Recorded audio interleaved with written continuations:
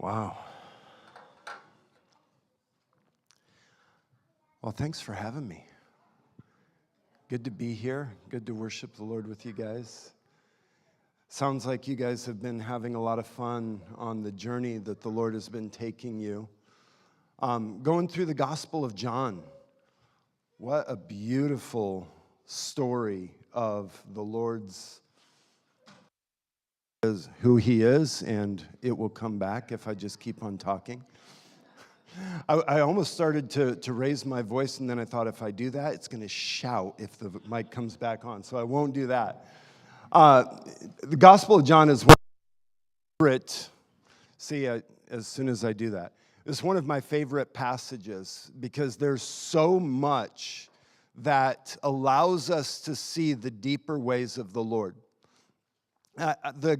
The prophet Isaiah said that the way that the Lord thinks is not the way that we think. The way that he sees things is not the way that we see things. He has a different way.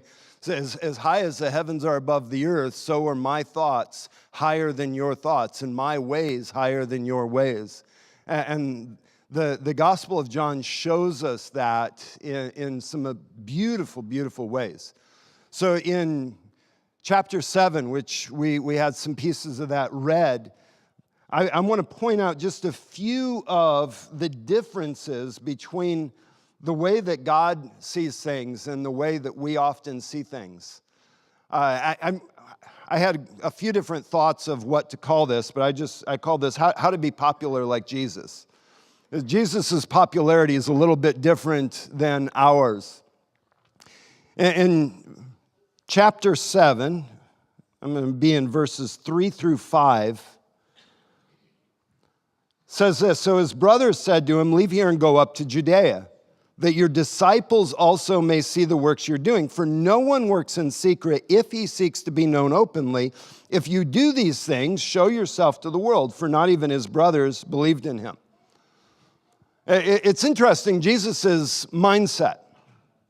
Everybody else thought, if you want to prove that you're the Savior, if you want to prove that you are who you say that you are, just prove it. Make sure. Do these miracles in front of everybody so that everybody will know. Because if you do something so amazing, they will have to believe. And Jesus is like, no, that's not who I am. Because Jesus is not one that will use the things of God, even though he is God, for his own fame. He was teaching us that all that we do is for the Father's glory, that we're doing everything according to his ways.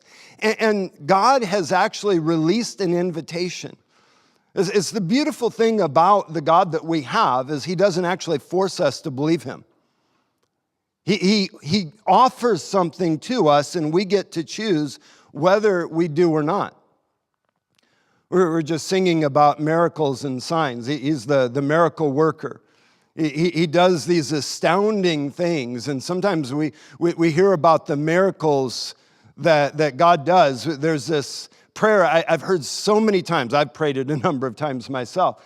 God, heal this person so that everybody will know that you are. And sometimes that happens, but actually a lot more rarely. It's usually the ones that we're not looking in that direction. It's not as public. It's not as obvious. He does hidden things in the world because he's not looking for man's applause. He's looking for man's hearts. He's not looking to manipulate people into loving him. He's looking at proving his love to those that have eyes to see so that they will fall in love with him out of their choice rather than because he's given them no other option. I mean, obviously he's God. If I don't do it, I'm in trouble. That is not the God that we have. He's offering us these invitations. Sometimes we think that doing things for God is going to increase our popularity. But the way that God thinks is very different than that. We don't do good things because people will see them. We do good things because they're the right thing to do. We don't look like we're a good person so that other people say, oh, wow, look at them. They're a really good person. It's amazing. I mean, they've been so kind. They've been so forgiving. They've been so nice. They're such a great person. That's actually not the purpose for any of the things that we do. It's simply because it's the right thing to do. See, God doesn't change himself for anybody else's opinion. He is always good, no matter what, because it's who he is. And that's what he invites us into, so that we can have that mindset like he did. We're not doing it openly so that people will recognize, oh, that's amazing. Look at that church, all the great stuff that they're doing. We should really appreciate them. Or look at that person, all the great things that they're doing. We should make sure that they're known. But we do it because it's good. He says this in the Sermon on the Mount in Matthew chapter 6. In verse 1, he says, don't do your good deeds in front of men so that they may see you, but do your good deeds before your Father so that your Father who sees in secret will reward you. Our purpose for doing the right thing is not so that people will think we're doing the right thing, but because it is the right thing. So, and this actually gives us the ability to avoid the manipulation that is so common in the world, where people have an opinion as to what's right and what's wrong, and they vocalize that opinion so that we line up with their opinion because we're trying to please men. But if we keep this right, then we do the right thing, whether or not it's what people want, because it's the right thing. And when that is our heart attitude, we're guaranteed that we will be rewarded by our Father when we get to heaven. Let's go to verse 6 through 9. Jesus' response to his brothers, my time has not yet come, but your time is always here. The world cannot hate you, but it hates me because I testify about it that its works are evil. You go up to the feast. I'm not going to go up to this feast, for my time has not yet fully come. And after saying this, he remained in Galilee. One of the principles that we can learn from this is Jesus' thoughts on what's right and wrong are very different than the world's thoughts. We're coming back to the idea of doing the right thing because it's the right thing, not because it's the popular thing. This is such an important message for us to get. We do the right thing because it's who he is. And the problem is, when we do the right thing, sometimes the world thinks it's the wrong thing. Sometimes there's going to be people that are going to be offended because we've done what God said that we would do. And it will actually cause people to dislike us. There's a phrase that gets thrown around sometimes that if people really knew who Jesus really was, if they could see him for who he really was, that they would fall in love with him. The problem is that people haven't represented Jesus well enough. Have you heard that thought being shared? That assumes that Jesus didn't do a good job of presenting himself. Because if Jesus would have presented himself better, the world would have loved him instead of crucifying him. But if we actually present Jesus rightly, the world will crucify us. So it's a very different way of thinking than what we've been given. We're actually living for what is coming. This path to eternity. I was trying to remember how that line in the song. But we're heading towards eternity. We're moving towards an eternal world. Everything here is going to pass away. This is all temporary. And we live so much of our lives trying to figure out how to make this momentary breath comfortable, forgetting that we're actually living for what's coming. That the things that we do here, if we have not done them to lay up treasures in heaven, we've put all of our energy and all of our activity into something that's going to end up being dust. The most beautiful things that there are in the world are all going to fade away. They're going to disappear, and the only thing that is going to be left is Him and those that follow Him. If we live for that kind of a life, if we're looking to please Him, this world, the works of this world are evil. And God's ways are contrary to the world's ways.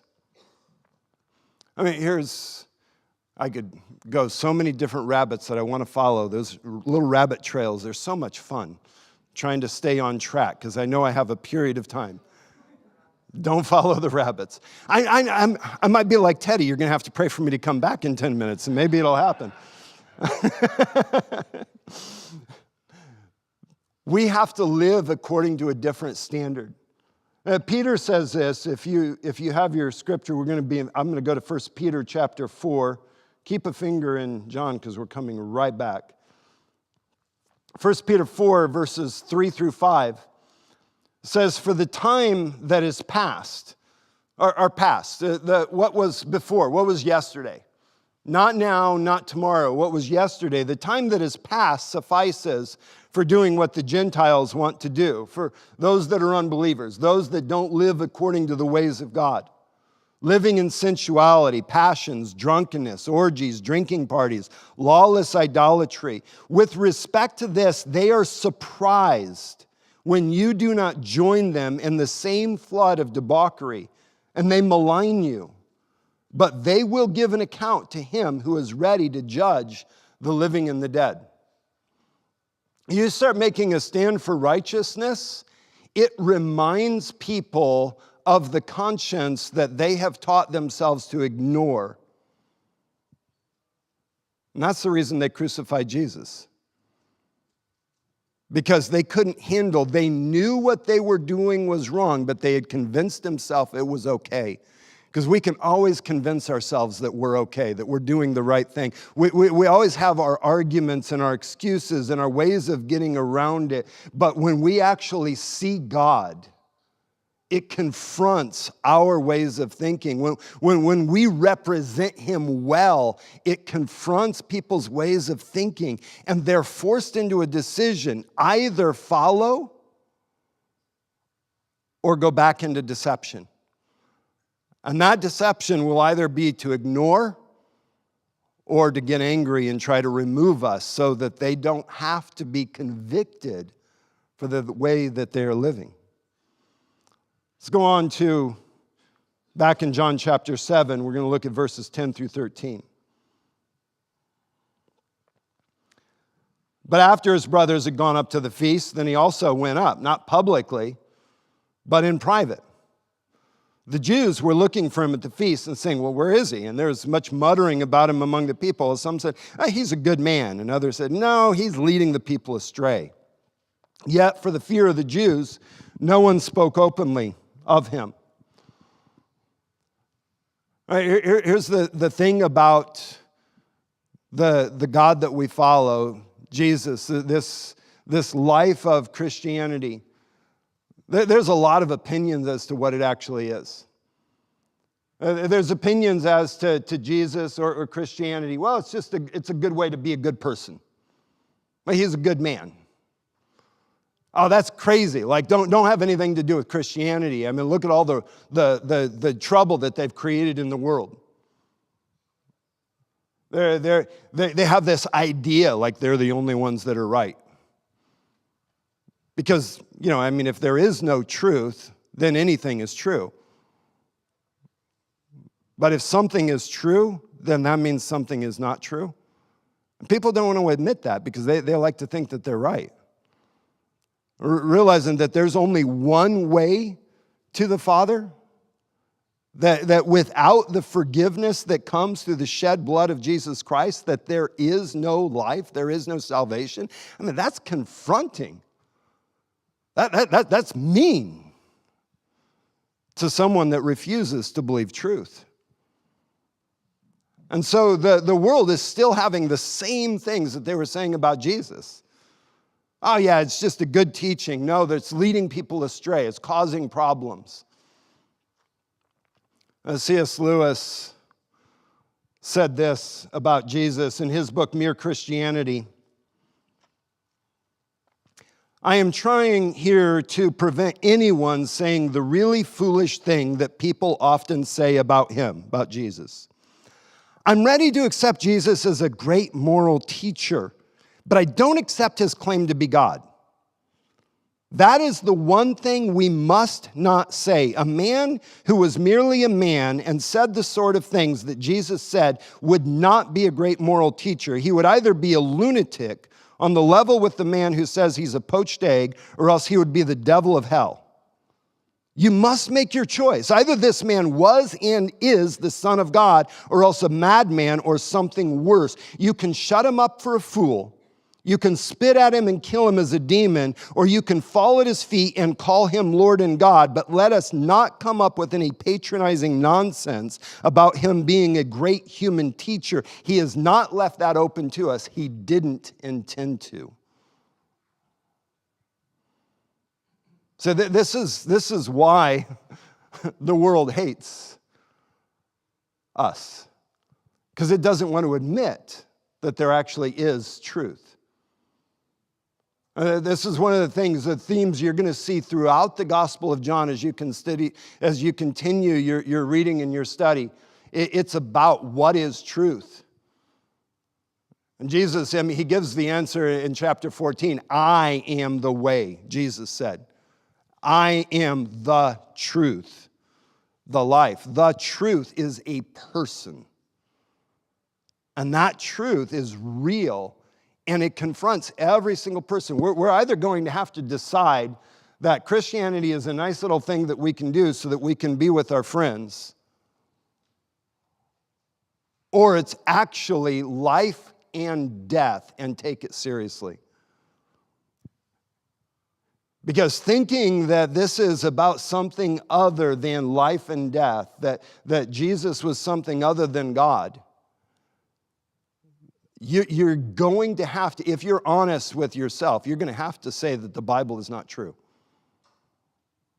You're going to have to say that all of this history, all of the proof that we have that Jesus was a real person, that Jesus actually was resurrected from the dead, is actually fake. And a lot of people have tried to make that argument, and it keeps on getting debunked. There's too much proof that it was real. And if it's real, then God has made the ultimate claim on you and I. And he's not going to force it.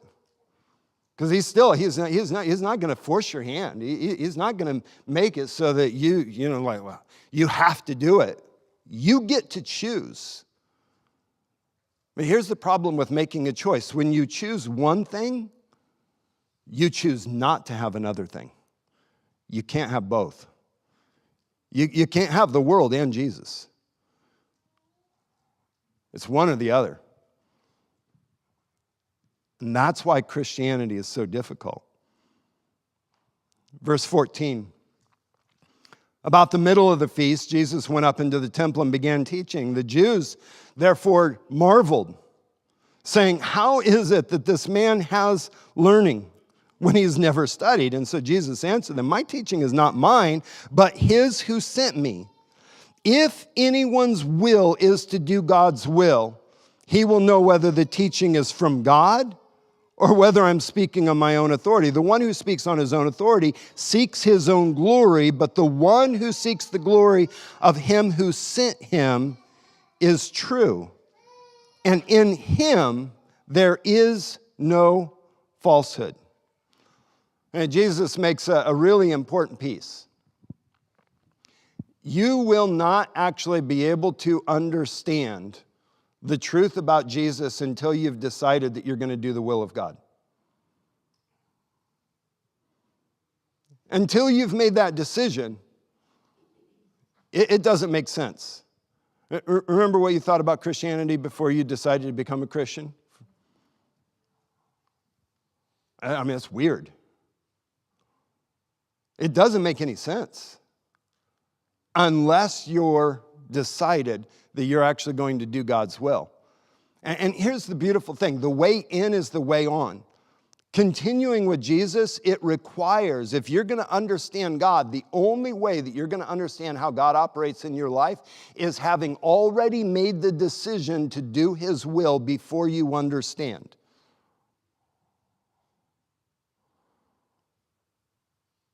Now that's difficult because we like to be in control. We like to know what's going on. We like to understand everything. We like to have it all laid out. We want to look at all of the proof. If you wait for the final proof, when He splits the sky and He returns to set up His kingdom, you're already too late. The book of Hebrews says that He came once to deal with sins. But when He returns, He is not going to return to deal with sins, but to bring the will of God.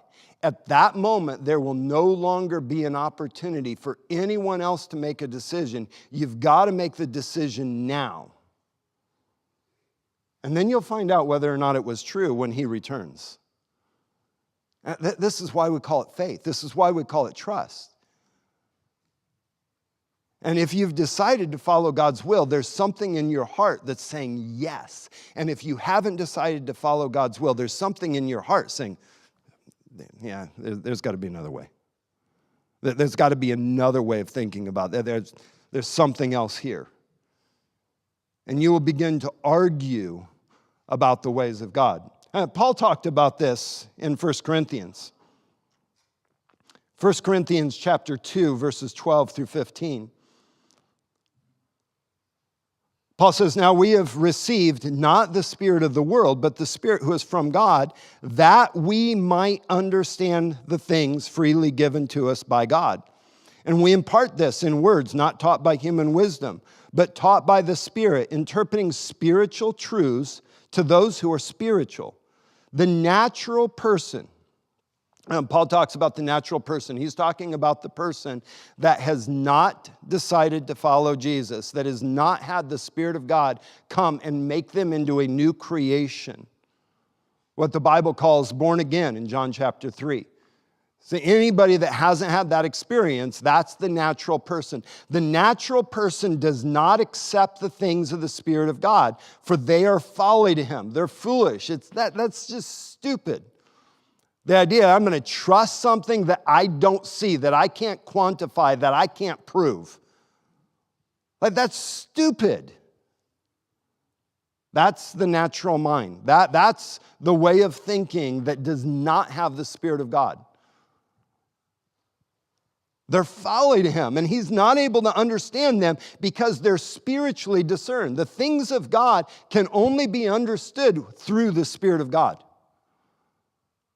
You have to have made the decision to be after the will of God to be able to understand the things of God.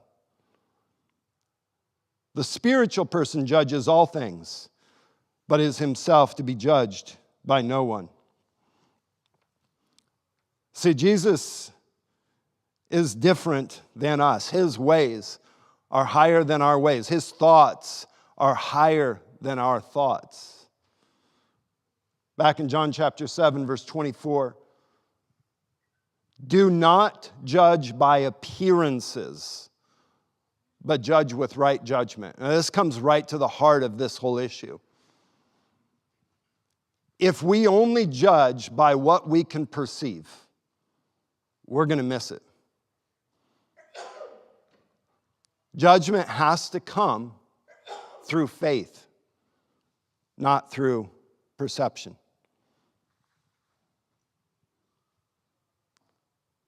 It's the only way it works. We're constantly trying to figure things out. I mean, if you try to figure things out merely by perception, it was complete coincidence that Teddy showed up right after a prayer.